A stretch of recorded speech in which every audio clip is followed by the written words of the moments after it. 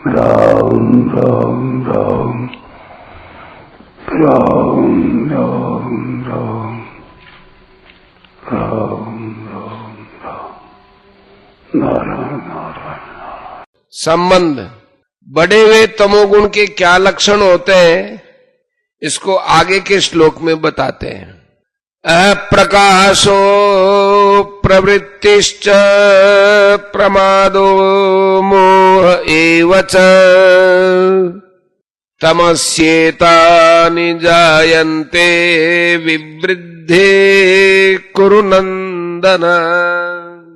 हे कुरुनंदन, तमोगुण के बढ़ने पर अप्रकाश, अप्रवृत्ति तथा प्रमाद और मोह ये वृत्तियां भी पैदा होती हैं। व्याख्या।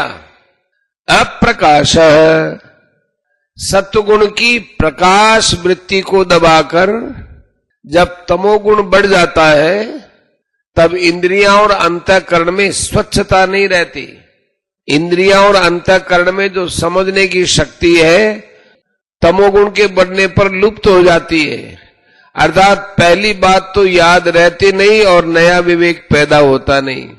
इस वृत्ति को यहां अप्रकाश कहकर इसका सत्वगुण की वृत्ति प्रकाश के साथ विरोध बताया गया है।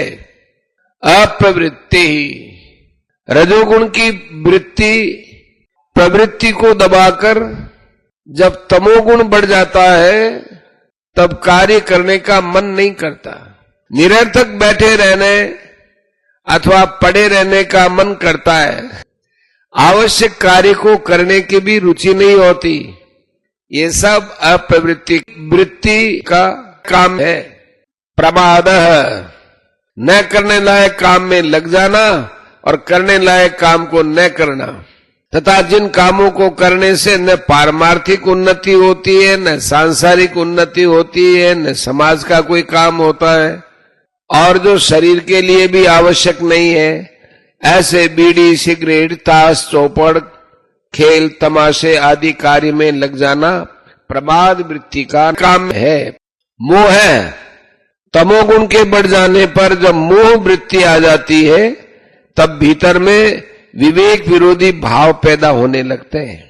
क्रिया के करने और न करने में विवेक काम नहीं करता, प्रत्युत मूढ़ता छाई रहती है, जिससे पारमार्थिक और व्यावहारिक काम करने की सामर्थ्य नहीं रहती। एवच इन पदों से अधिक निद्रा लेना, अपने जीवन का समय निरर्थक नष्ट करना, धन निरर्थक नष्ट करना आदि जितने भी निरर्थक कार्य हैं उन सबको ले लेना चाहिए। तमस्येतानि जायन्ते विवृद्धे कुरु नंदन, ये सब बढ़े हुए तमोगुण के लक्षण हैं। जब ये अप्रकाश, अप्रवृत्ति आदि दिखाई दे तब समझना चाहिए कि सत्वगुण और रजोगुण को दबाकर तमोगुण बढ़ा हुआ है। सत्व, रज और तम ये तीनों ही गुण सूक्ष्म होने से अतीन्द्रिय है, अर्थात इंद्रियां और अंतःकरण के विषय नहीं है। इसलिए ये तीनों गुण साक्षात दिखने में नहीं आते, इनके स्वरूप का साक्षात ज्ञान नहीं होता। इन गुणों का ज्ञान, इनकी पहचान तो वृत्तियों से ही होती है, क्योंकि वृत्तियां स्थूल होने से वे इंद्रियां और अंतःकरण का विषय हो जाती है। इसलिए भगवान ने 11वें, 12वें और 13वें श्लोक में क्रमशः तीनों गुणों की वृत्तियों का ही वर्णन किया है, जिससे अतीन्द्रिय गुणों की पहचान हो जाए और साधक सावधानी पूर्वक रजोगुण तमोगुण का त्याग करके सत्वगुण की वृद्धि कर सके। मार्मिक बात, सत्व, रज और तम तीनों गुणों की वृत्तियां स्वाभाविक ही उत्पन्न, नष्ट तथा कम अधिक होती रहती है। ये सभी परिवर्तनशील है। साधक अपने जीवन में इन वृत्तियों के परिवर्तन का अनुभव भी करता है। इससे सिद्ध होता है कि तीनों गुणों की वृत्तियां बदलने वाली हैं और इनके परिवर्तन को जानने वाले पुरुष में कभी कोई परिवर्तन नहीं होता। तीनों गुणों की वृत्तियां दृश्य हैं और पुरुष इनको देखने वाला होने से दृष्टा है। दृष्टा दृश्य से सर्वथा भिन्न होता है, यह नियम है। दृश्य की तरफ दृष्टि होने से दृष्टा संज्ञा हो जाती है। दृश्य पर दृष्टि न रहे तो दृष्टा संज्ञा नहीं रहती। भूल यह होती है कि दृश्य को अपने में आरोपित करके वह मैं कामी हूं, मैं क्रोधी हूं आदि मान लेता है।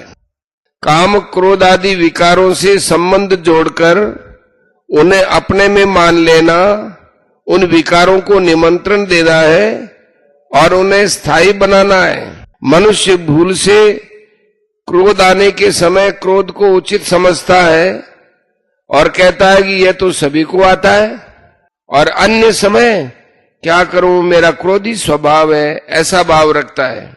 इस प्रकार मैं क्रोधी हूं ऐसा मान लेने से वह क्रोध अहंता में बैठ जाता है। फिर क्रोध रूप विकार से छूटना बड़ा कठिन हो जाता है। यही कारण है कि साधक प्रयत्न करने पर भी क्रोधादि विकारों को दूर नहीं कर पाता और उनसे अपनी हार मान लेता है। काम क्रोधादि विकारों को दूर करने का मुख्य और सुगम उपाय है कि साधक इनको अपने में कभी माने ही नहीं।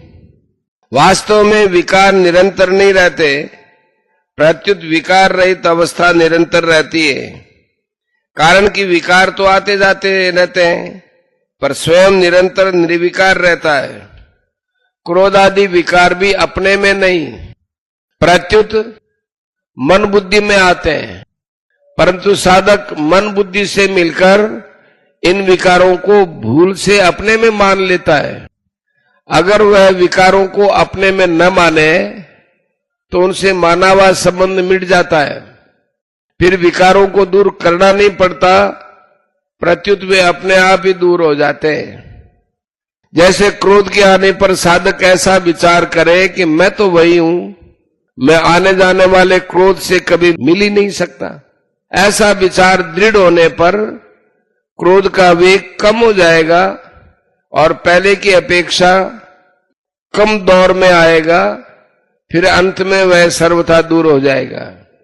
भगवान पूर्वोक्त 3 श्लोकों में क्रमशः सत्वगुण, रजोगुण और तमोगुण की वृद्धि के लक्षणों का वर्णन करके साधक को सावधान करते हैं कि गुणों के साथ अपना संबंध मानने से ही गुणों में होने वाली वृत्तियां उसको अपने में प्रतीत होती हैं।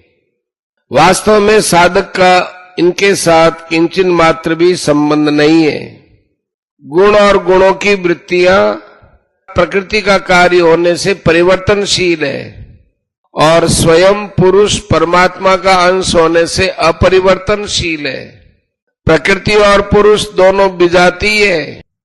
बदलने वाले के साथ न बदलने वाले का एकात्म भाव हो ही कैसे सकता है। इस वास्तविकता की तरफ दृष्टि रखने से तमोगुण और रजोगुण दब जाते हैं तथा साधक में सत्वगुण की वृद्धि स्वतः हो जाती है।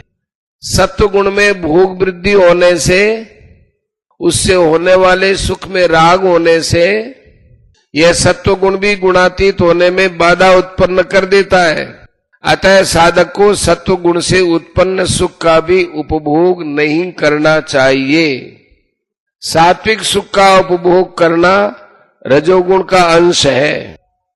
रजोगुण में राग बढ़ने पर राग में बाधा देने वाले के प्रति क्रोध पैदा होकर सम्मोह हो जाता है और राग के अनुसार पदार्थ मिलने पर लोभ पैदा होकर सम्मोह हो जाता है। इस प्रकार सम्मोह पैदा होने से वह रजोगुण से तमोगुण में चला जाता है और उसका पतन हो जाता है। दूसरे अध्याय का 62वां 63वां श्लोक। परिशिष्ट भाव, अप्रकाश और अप्रवृत्ति तो सत्वगुण और रजोगुण के विरोधी हैं तथा प्रमाद और मोह तमोगुण के अपने